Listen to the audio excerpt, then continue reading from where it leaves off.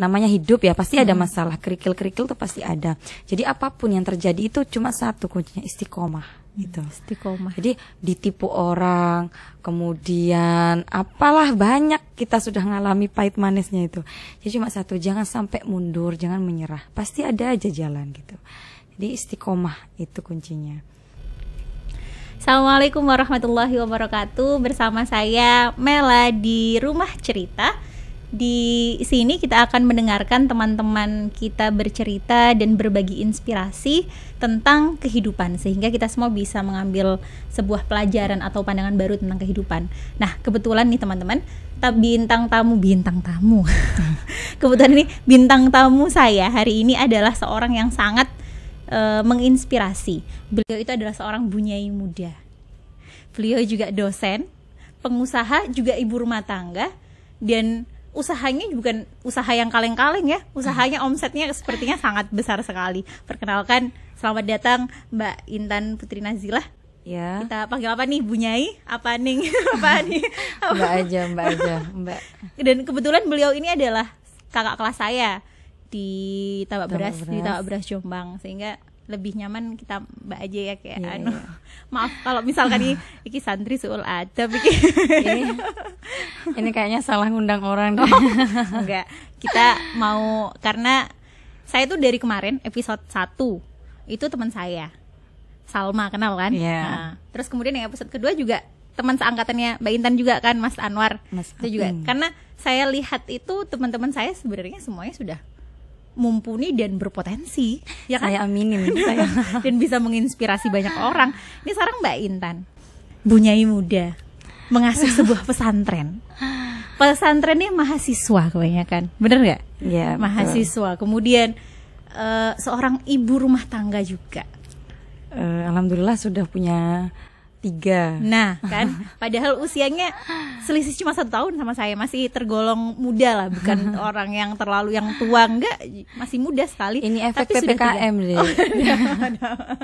Nggak ada kerjaan selain bikin anak. Aduh. Berarti nikah tahun berapa Mbak? 2015. 2015 tuh berarti masih kuliah ya? Semester 5. Oh, semester 5. S1 punya anak 1, S2 punya anak 2. Terus S3 punya anak 3. Ampun. Tapi masih ada keinginan dong untuk lanjut suami belajar lagi. Kenapa? Lanjut belajar lagi, masih ada keinginan. Insya Allah tahun ini. Alhamdulillah. Ini saya tuh pengen banget untuk kuliah lagi, tapi kok males sih kakean. Kalau udah dijalani tuh enggak kok, ngalir aja sih. Paling nanti susahnya tuh kalau udah tugas akhir ya, bikin skripsi, tesis, disertasi. Takutnya tuh gini loh Mbak, semangat di awal terus akhirnya melempem. Kalau sudah kayak biaya sendiri tuh pasti ada semangat gitu, kayak udah jangan sampai bayar SPP lagi gitu. Jadi saya mau nggak mau S1 itu alhamdulillah 4 tahun, S2 alhamdulillah 2 tahun. Padahal saya itu posisi ya jadi istri, kemudian jadi ibu. Kalau teman-teman saya mungkin suka main, jadi akhirnya mereka nggak tepat waktu gitu. Nah, ini ada anak yang nunggu. Nggak bingung Mbak bagi konsentrasi? Ini masih bikin skripsi nih ya, 1. Pengantin baru juga pertama kali bikin anak kan pasti kagok kan, maksudnya nggak kagok kan ngurus anak. Jadi alhamdulillah suami tuh sangat support banget, malah kalau sampai saya putus kuliah dia ngancem harus putus juga sama saya gitu. Berat ya. Ya, jadi memang dia dengan segala resiko gimana caranya saya tuh bisa lulus gitu. Jadi tugas-tugas ibu, tugas-tugas istri dia bantu selama saya repot ngurusin perkuliahan gitu. Berarti senang banget ya Mbak punya suami yang support kegiatan kita, support pendidikan istrinya. Mau ini, pokoknya saya punya istri harus berpendidikan tinggi kan gitu kan ya. Gitu. Alhamdulillah. Dan alhamdulillah berkat manut lah sami'na wa ta'na sama suami ya sekarang ini manfaatnya saya rasakan gitu. Jadi semua itu karena desakan, paksaan, saya harus S2 lagi gitu. Itu suami saya gitu. Kalau dipaksa apa nggak berat Mbak menjalaninya? Iya sih awalnya berat, tapi memang sudah zamannya gitu loh Dek. karena lulusan S1 kan sudah terlalu banyak gitu kan. Jadi memang sudah tantangan zaman, kuliah tinggi tuh dibutuhkan gitu.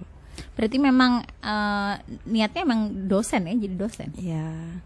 Memang pendidik ya. Pendidik. Berarti S1-nya apa? Ya itu nggak nyambung. S1 saya itu fisika. Oh, fisika. Ya, karena waktu itu di salah satu kampus yang saya ajar itu nggak ada dosen matematika ekonomi. Jadi saya harus menggantikan karena beliau lanjut S3. Jadi waktu itu kosong yang ngajar matematika ekonomi nggak ada. Jadi saya harus gantikan dan mau nggak mau saya harus S2. Nah, biar linear sama yang saya ampuh nggih.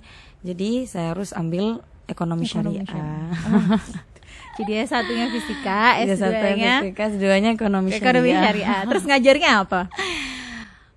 Ya eksak juga ya, ekonomi juga. Jadi saya ngajar di kampus UNU itu sains. UNU mana ini? UNU Blitar. UNU Blitar. Kemudian di STEBI Sidogiri itu saya ngajar mata kuliah matematika ekonomi sama ekonometrika. Berat ini apa aja lah ya. Terus gak bingung Mbak, anaknya 3. Itu berapa tahun sih sekarang usia pernikahan berarti? Sekarang 2022 7 Mei ini mau 7. Mei 7. Anaknya sudah 3. Iya. 5 sebenarnya deh, karena keguguran 2 kali. Oh, berarti sebenarnya tiap tahun hamil. Jangan-jangan sekarang juga ya. Doanya. Luar biasa sekali loh. Di balik kesibukannya seorang Mbak Intan ini, beliau itu masih pengen punya anak banyak, bener nggak? Saya suka lihat postingannya tuh kayaknya. Oh gitu. Iya, katanya banyak anak banyak rezeki. Oh gitu.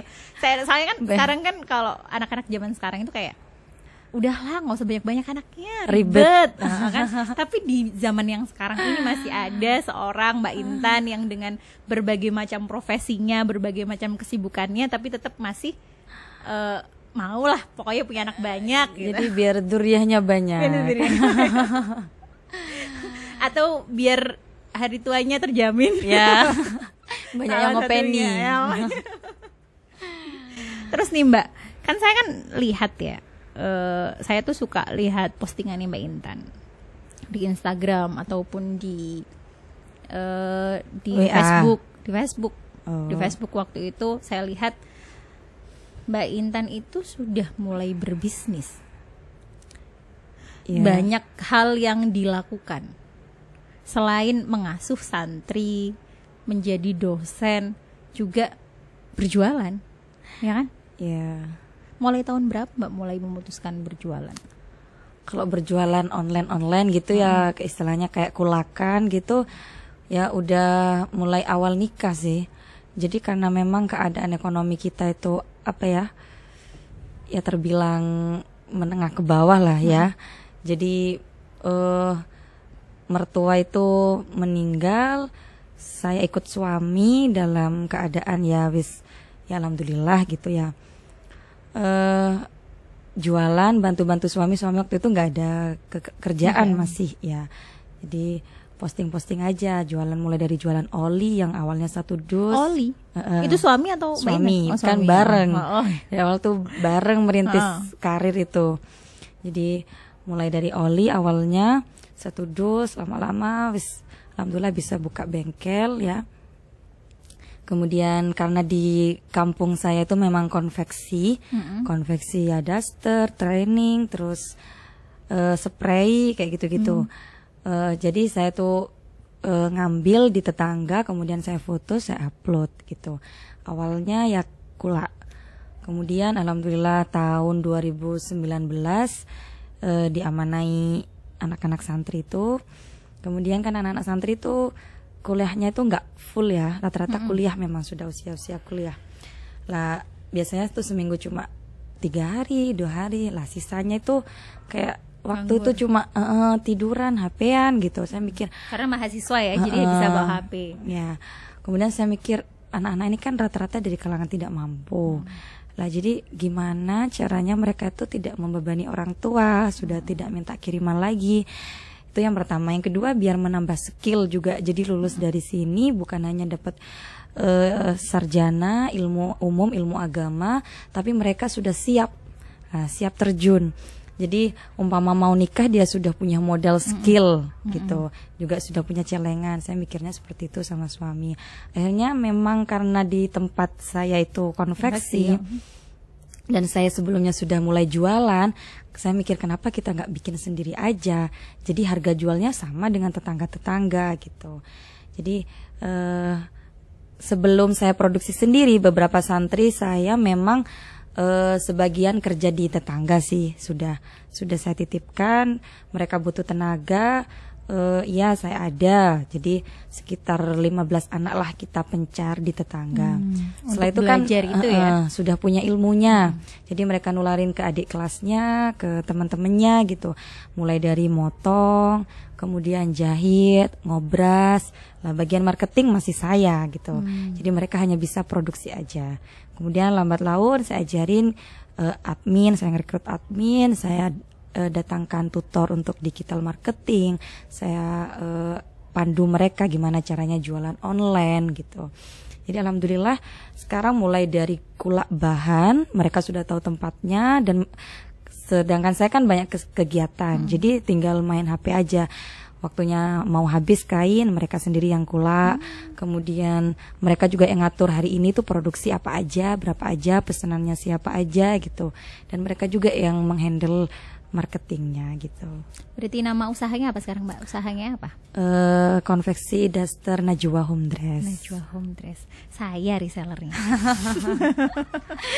Jadi mulai dari punya anak nomor 3 Najwa, ya. Jadi saya kasih nama Najwa buat titenan gitu. Karena usaha ini dimulai setelah anak. Tahun 2019 akhir. Nanti kalau besar 2020. Nanti kira-kira kalau sudah besar anak yang lain nggak iri? Ya itu, kayaknya salah konsep ini. Berarti nanti harus ada usaha lain yang dinamakan anak yang lainnya. Berarti kalau anak yang banyak usahanya juga harus banyak. Amin. Ada travel juga kan masalahnya? Ya alhamdulillah ada travel umroh dan haji, kemudian ada kedai santri, terus koi santri. Koi ikan koi. Ya, jadi kita kulaknya di Blitar, kita pembesaran. Berarti semuanya yang melakukan, yang menjalani santri. Santri, tapi ya nggak lepas gitu. Kira kalau nggak ada Mbak orang yang biasanya kan nakalan ngandalno santrine, ki memberdayakan santrine, kayak gratisan, tenaga kerja gratisan gitu kan, biasanya ada aja orang yang berpikir seperti itu. Bukan ada aja lagi deh. Banyak. Tapi kenyataannya gimana Mbak? Ya selama niat kita baik, selama cara kita baik, ya kita cuek aja sih. Yaitu pecutan sih buat kita. Sekiranya jangan sampai kita salah melangkah, hati-hati ya, karena memang bersinggungan sama masyarakat juga kan. Banyak penilai ini mondok kok bisnis. Nah, padahal banyak pondok-pondok besar itu maju pesat karena bisnisnya, seperti Sidogiri ya, punya Basmalah, punya BMT, punya semuanya itu kan maju pondoknya karena usahanya juga gitu. Jadi ya wis diambil positifnya gitu, nggak usah direken kalau itu nggak membuat kita berkembang. Tapi kan mereka tidak hanya bekerja kan, tapi mereka juga mendapatkan gaji kan? Ya, gaji juga. Jadi saya profesional. Ongkos jahit ataupun motong karyawan saya di luar sama santri saya sama. Bahkan kalau yang di luar kan masih mereka listrik sendiri, mesin jahit sendiri. Bahkan riwa-riwi ngambil garapan tuh kan bensin juga gitu. Kalau santri semua fasilitas saya yang mencukupi gitu. Dan masih mendapatkan gaji. Jadi kita tidak mengeksploitasi santrinya, bukan memanfaatkan. Tapi bekerja sama. Ya. Sebenarnya suatu terobosan yang baik sih Mbak. Jadi mereka yang mondok itu jadi tahu seperti yang tadi Mbak Intan bilang itu. Ya, jadi sama bekal. Orang tua juga nggak sembarangan. Oh memang betul-betul mencari uang tuh susah gitu kan. Ya butuh ikhtiar, butuh keistiqomahan gitu. Jadi bisa menghargai rezeki yang Allah kasih gitu. Ada nggak orang tuanya santri yang keberatan? Malah rata-rata kayak setiap pendaftaran baru tahun seperti ini ya, tahun 2022 mesti ingin daftar, ingin kuliah, ingin mondok, sambil ingin bekerja gitu. Cuma seperti saya kan terlalu banyak yang mendaftar kerja, nggak mungkin saya terima semua, bingung. Jadi ya salah satunya saya ajarin mereka untuk berjualan gitu. Berarti yang tidak bisa bekerja, ayo kita sama-sama jualin nih, gitu. jadi marketernya. Jadi soalnya kalau terlalu banyak karyawan bingung gitu. Tempatnya juga kan kecil, juga sempit gitu. Umpama yang motong semakin banyak kan juga nggak kondusif gitu. Jadi kan tadi tidak mengeksploitasi santri, karena kita juga adil gitu kan, bayar, kita kasih gajinya, mereka juga dapat ilmunya. Jadi kalau mereka pulang ke rumah, dia juga dapat ilmunya, ada dia punya modal buat buka usaha sendiri di rumah gitu kan. Ya, jadi memang harapan kami kan istilahnya saya tuh sudah ngajarin semuanya juga, mungkin tempat kulaan kain juga mereka sudah tahu semuanya gitu. Jadi memang harapan kami setelah lulus dari sini mereka bisa mengembangkan, kan rata-rata mayoritas dari Probolinggo. Jadi mereka bisa mengembangkan usaha ini di Probolinggo. Soalnya apa? Konveksi daster gamis ini seperti kayak usaha kacang goreng lah. Iya bener, aku kalau lihat tuh seneng banget lihat postingannya Mbak Intan tuh. Jadi yang kebutuhan 500 piece gitu besar 1000 gitu. Aduh, ini orang jual di mana? Jadi orang salin terus kan, kalau daster tuh cepet sobek kan gitu ya. Jadi kebutuhan peminatnya tuh tinggi gitu. Ya meskipun yang keuntungan sih ya 2.000 segitulah. Tapi kan kuantitas gitu. Suatu hari itu saya pernah jalan-jalan ke daerah rumahnya Mbak Intan. Sebelum saya ini pernah sebelum saya beli di Mbak Intan itu saya pernah beli di sekitar situ. Saya rasa masih lebih murah di tempatnya Mbak Intan. Itu tadi prinsip saya tuh yang penting murah, berkualitas. Jadi dalam artian yang penting udah dapat untung sih. Jadi kan tujuan saya buka usaha ini kan biar untuk membuka lapangan kerja sebanyak-banyaknya kan gitu. Jadi kalau semakin banyak reseller saya, peminat produk saya itu kan semakin banyak orderan, jadi saya bisa merekrut anak lagi, jadi nambahin tenaga kerja lagi gitu. Kemudian kalau di daerah saya kelebihannya itu kan mereka tuh hanya bikin model ya itu aja. Istilahnya daster ya wes daster, daster pendek gitu biasanya. Jadi apa sih yang nggak ada di sini yang bikin beda gitu? Soalnya kan kalau mereka tuh sudah puluhan tahun memang sudah jadi zaman nenek moyang sudah mungkin. tempatnya. Ya, gitu. jadi seperti tetangga-tetangga saya kan sudah memang punya pelanggan lah gitu. Sedangkan saya kan masih baru. Jadi apa yang sekiranya menarik bisa banyak yang minat gitu. Soalnya kalau tetangga saya tanpa berinovasi sudah punya pelanggan tetap sudah punya pasar gitu.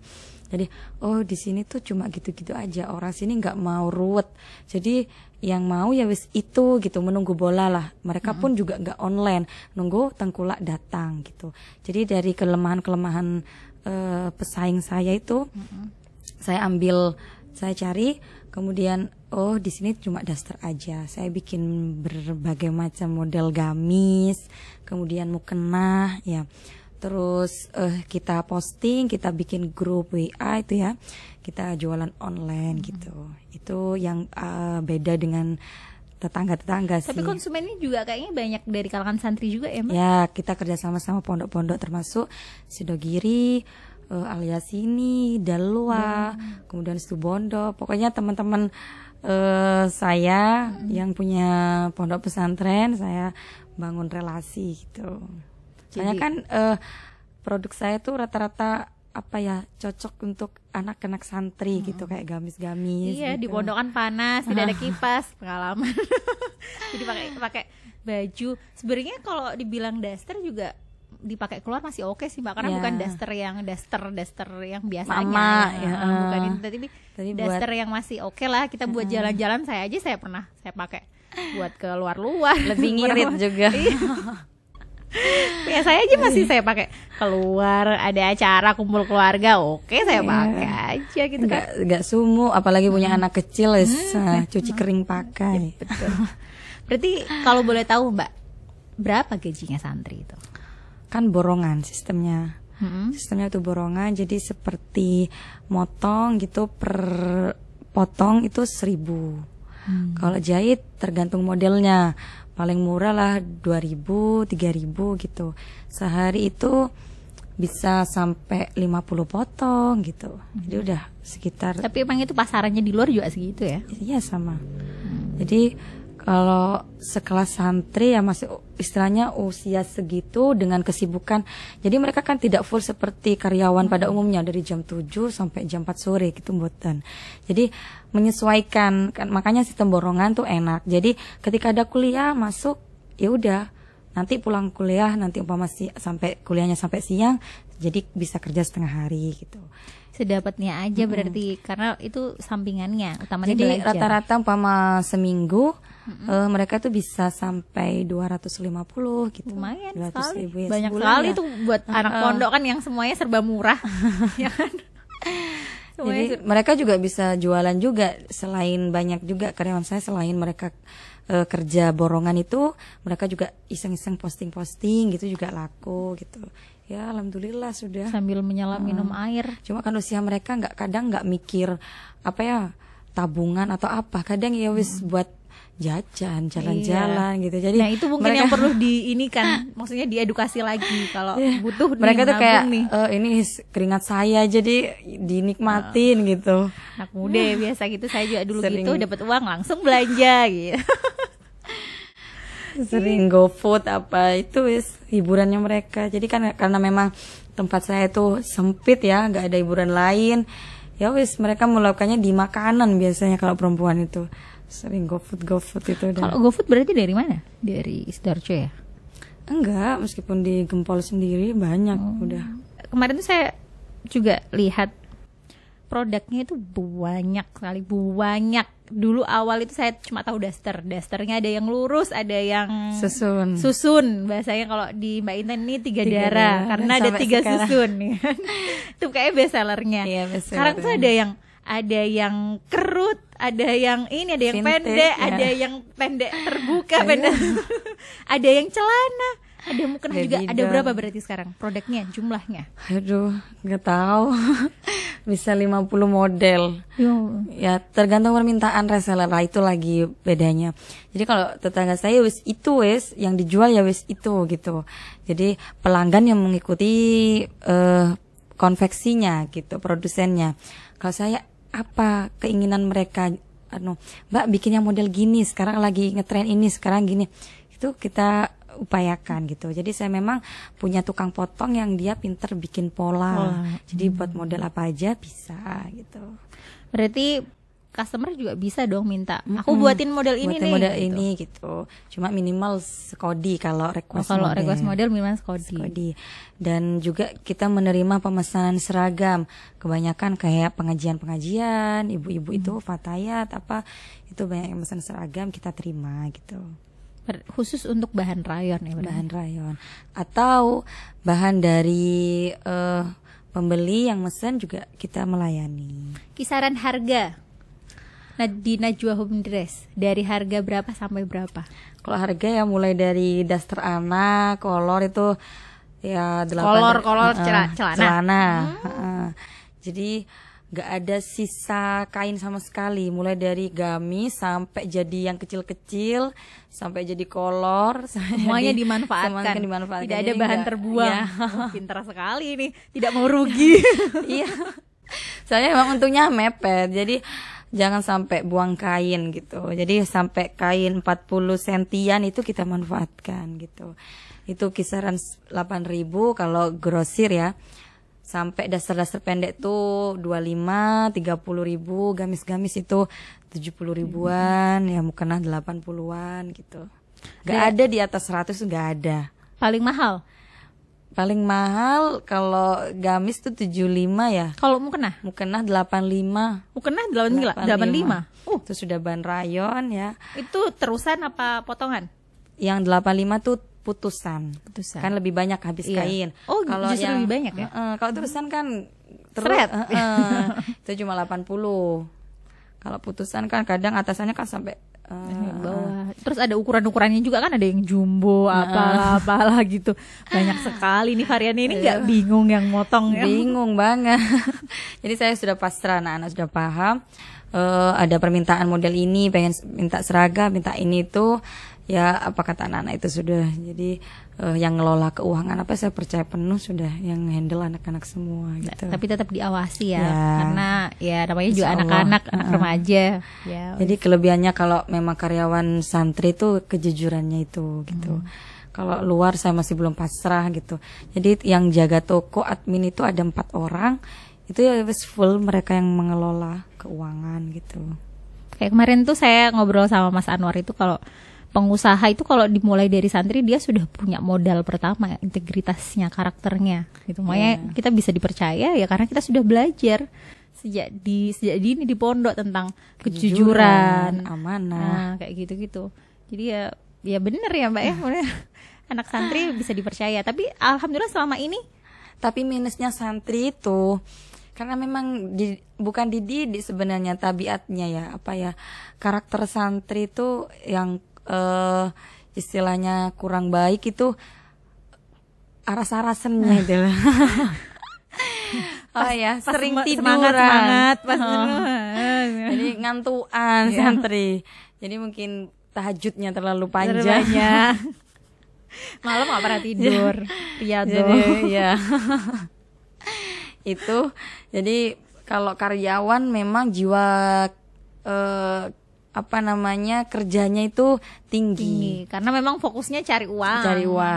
Kalau santri itu amanah, terus qanaah, itu santri. Dari banyak, berapa sekarang? Berarti semuanya santri itu semuanya juga terlibat di situ atau ada yang enggak juga? Enggak. Jadi yang potensi, yang keadaannya juga butuh, kemudian yang berminat gitu. Jadi tidak ada paksaan sih, yang mau aja gitu. Berarti ya ada juga sih yang enggak ini juga gitu kan. Karena bukan basicnya, kadang udah diajarin motong, udah diajarin pelan-pelan juga enggak nyambung-nyambung kan gitu. Santrinya perempuan dan laki-laki. Berarti yang perempuan itu yang ke Najwa Home Dress, kemudian yang laki-laki ke koi gitu, kedai, atau bengkel. Mana yang kalian suka lah, kalau kalian mau ke laki-laki mau ke yang laki-laki tuh ikut suami, bagian koi, terus bengkel, kedai, galon gitu. Kalau perempuan yang ke saya konveksi gitu. Banyak sekali berarti usaha pondoknya. Banyak tapi kecil-kecil. Kan gak apa-apa kecil-kecil, lama-lama menjadi bukit kan gitu. Amin. Artinya kan pelajaran yang kita tanamkan kan kepada santri-santri itu bahwa sesuatu itu tidak bisa diambil gak instan, semuanya ada usahanya. Proses ya gitu. Jadi mereka juga belajar menghargai waktu, menghargai uang juga, terus menghargai orang tua juga kan, karena mereka akan tahu sulitnya mencari uang gitu kan. Iya. Terus kan nyambung juga sama jurusan mereka, kan sebagian ada yang jurusan ekonomi syariah gitu. Jadi mereka langsung praktek juga. Jadi bukan hanya teori di kelas, mereka juga belajar di lapangan. Terus saya kepoin. Berarti sekarang nih, jujur ya ke saya ya. Omsetnya berapa sih Mas sebulan? Omset ya, bukan profit ya. Kalau omset itu sebulan kisaran 200 juta. Wah. Itu dari Najwa Home Dress aja. Kan dari koi di luar. Omset lo ya. Iya. Kalau profit berarti gimana? Nah ya, pengusaha itu apa ya, muter. Kadang ya meskipun kelihatannya banyak gitu ya, cuma pas waya kulaan kain ini kina ngendi duit. Jadi masih berupa kain, masih berupa stok gitu. Jadi muter aja. Ya wis sekitar yang ke 200 itu. Kalau Mbak Inan sendiri belajar bisnis dari siapa sih Mbak?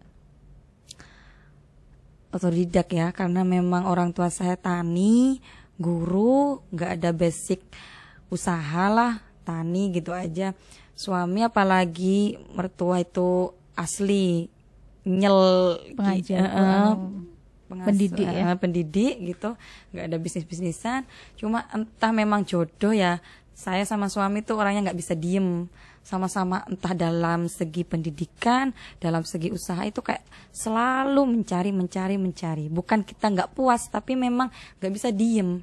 Selama itu manfaat, selama itu bisa memberikan maslahat, kita terus berupaya bangun relasi, mencari apa gitu yang kurang lah gitu.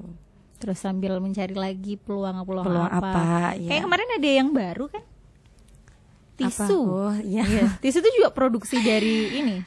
Ya produksi santri. Jadi santri clean. Ya. Jadi tisu. Kenapa saya tisu? Karena memang kebutuhan gitu kan. Pasti dimanapun, kapanpun itu tisu selalu banyak peminatnya. Jadi tapi kita cuma repacking sih. Oh, repacking. Itu kayak sisa-sisa pabrik gitu. Kita tinggal packing ulang, kasih izin nama santri clean gitu. Nggak produksi sendiri, nggak, tinggal repacking aja. Pasarnya? Toko-toko retail, pasar-pasar, anak-anak itu sepedaan keliling, tak suruh naruh gitu. Oh, sama online juga.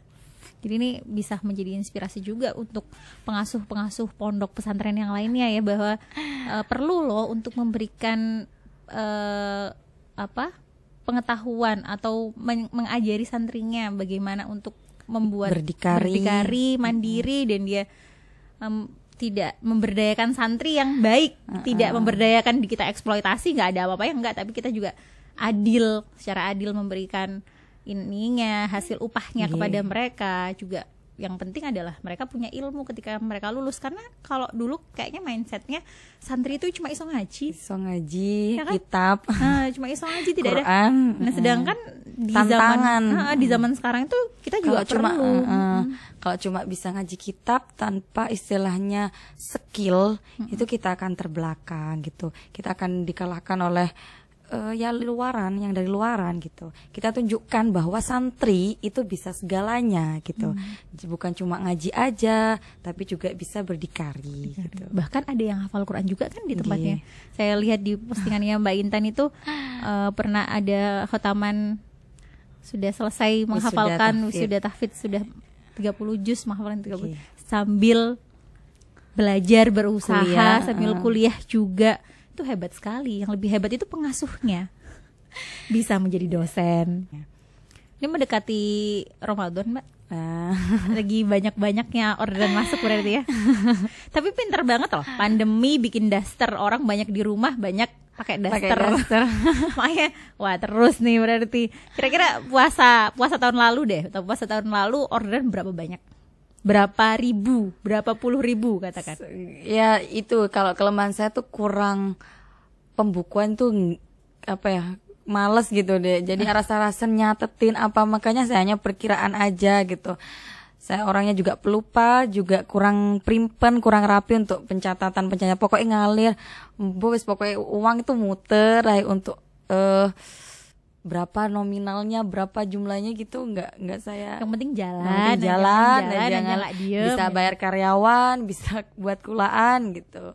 Jadi saya menikah sama suami itu tahun 2015, dan tidak lama kemudian abah meninggal, dan posisi saya masih semester 5 waktu itu. Ini abah mertua atau mertua.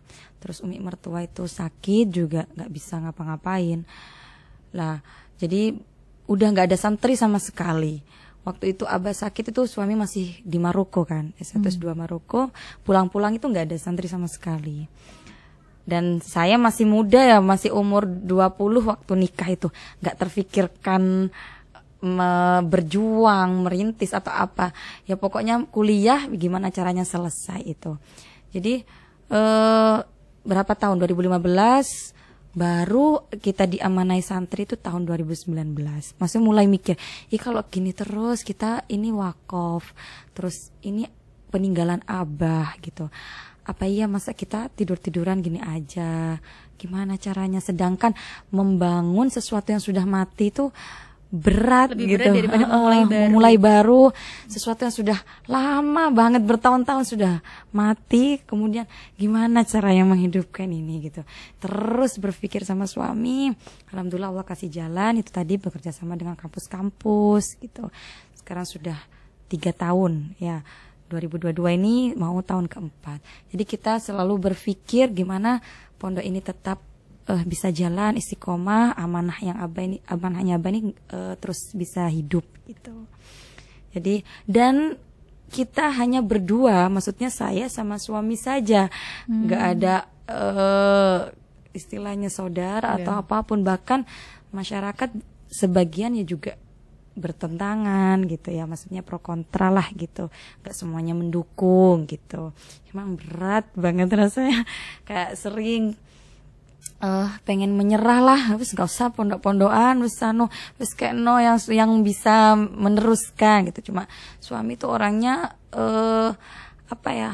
optimis gitu, orangnya itu semangat kalau itu untuk kebaikan. Jadi ayo wis pokoknya pasti ada aja jalan, semuanya itu milik Allah gitu, baik usaha, pondok dan lain semua itu milik Allah, pasti Allah ngasih jalan gitu.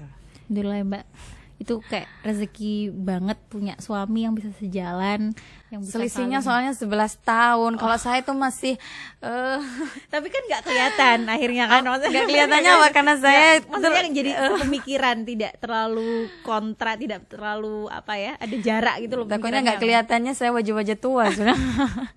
Enggak. Ini kan mantan Miss MTSN gitu. Dulu waktu saya SMP ya. MTS itu Mbak Intan ini adalah Miss MTSN-nya. Iya, sangat berbeda sebenarnya sama suami itu agamis gitu ya. Saya tuh lebih ke umum, lebih eksak gitu ya. Kalau saya itu agamis. Jadi ya beberapa banyak sering kayak saya tuh masih kekanak-kanakan. Cuma alhamdulillah punya suami yang bisa bimbing gitu. Sabar. Oke. Ya, Mbak Intan, terima kasih sekali hari ini sharingnya. Ini kalau misalkan teman-teman mau tahu Najwa Home Dress, ini menghubunginya kemana? Apa ada sosmednya? Ya. Alamatnya di mana? Kita beralamat di Jalan Raya Tempel, RT 1 RW 8, Legok Gempol Pasuruan. Kemudian Instagramnya, Facebooknya Najwa Home Dress, dan WA-nya 081 333 936 171. Konveksi daster murah berkualitas. Tenang teman-teman, kalau ownernya ini sangat ramah dan santai sekali. Mau bawa berapa nggak usah bayar, nggak apa-apa. Dengan syarat jujur. Mau nggak laku dikembalikan boleh kan, gitu kan ya. Jadi nggak ada ruginya. Sama-sama diuntungkan. Sama-sama gitu kan. diuntungkan. Terima kasih sekali Mbak Intan, sangat menginspirasi saya yang baru memulai mencoba. Semoga saling memberikan energi positif. Amin. Semoga bisa teman-teman bisa ambil hikmah dan manfaatnya dari apa yang kita sampaikan pada hari ini. Amin. Intinya kalau kita mau berusaha, kalau sudah nyemplung ya harus dilakukan setuntas-tuntasnya, harus istiqomah. Mau berusaha baru juga kalau harus sudah jalan yang ini kita buka plan lagi gitu. Itu suami saya. Ini jalankan dulu, kalau udah bisa dilepas, istilahnya dihandle anak-anak sudah bisa, kita cari lagi. Coba lagi. Jadi nggak boleh setengah-setengah itu. Belum ini kita sudah usaha lain gitu. Harus sampai matang dulu. Kalau misalnya buah itu mangga harus sampai matang baru diambil, jangan setengah matang diambil kan gitu kan kalau mau yang manis. Ya kan? Iya. Ya, begitu obrolan kita hari ini di Rumah Cerita. Kita ngobrolnya ngalor ngidul karena kita maunya cerita aja. Apa yang bisa diceritakan dan bisa menjadi inspirasi buat teman-teman semuanya. Gitu. Terima kasih Mbak Intan, terima kasih teman-teman semuanya. Sampai jumpa di Rumah Cerita selanjutnya. Assalamualaikum warahmatullahi wabarakatuh.